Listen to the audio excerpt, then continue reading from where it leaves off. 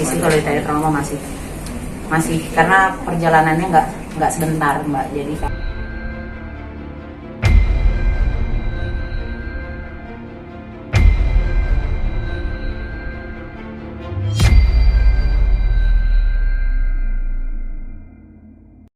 masih ada rasa trauma nggak sih untuk menjalani hubungan ke depan?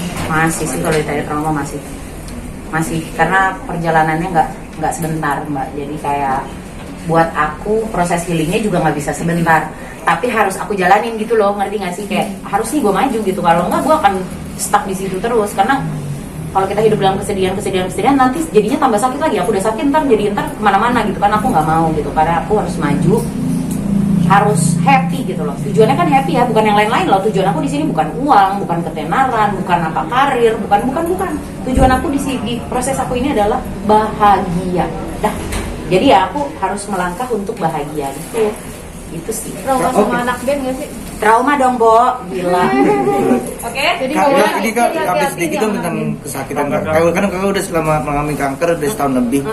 Update-nya udah sampai mana sih Kak? Udah ini. Oh, kalau cancer aku, alhamdulillah pokoknya setahun ini si abnormal selnya itu tidak ada timbul lagi gitu. Jadi sejauh ini nih hasil labnya juga semakin baik.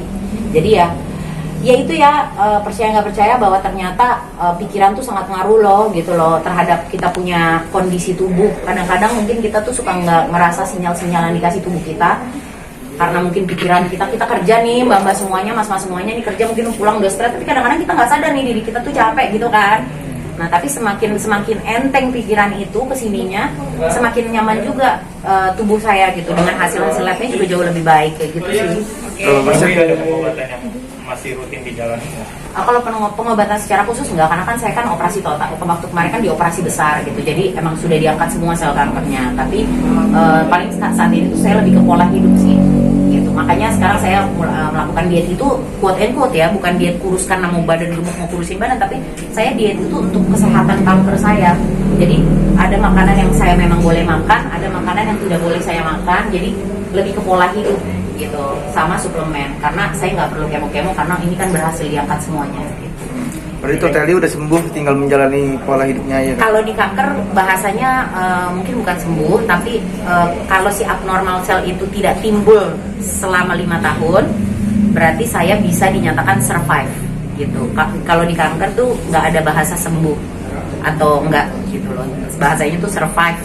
Jadi seorang survivor atau lagi fighting kanker gitu. Nah kalau sekarang nih aku lagi fighting nih supaya selama 5 tahun nih, berarti udah setahun, 4 tahun ke depan jangan lagi dia timbul gitu. Kalau berhasil nanti aku bisa dibilang survivor kanker gitu. Nah menjaga polanya seperti apa sih? Selain diet gitu?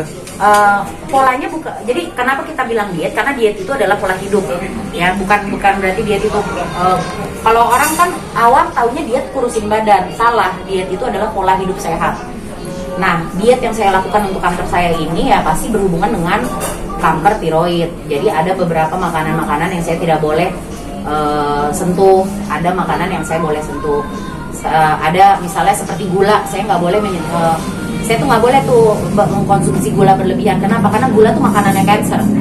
Jadi saya tuh harus benar-benar low, semua segala jenis makanan, minuman apa semua yang mengandung gula tinggi itu saya nggak boleh. Udah gitu, karena ini menyangkutnya cancer juga, jadi saya nggak boleh proses food.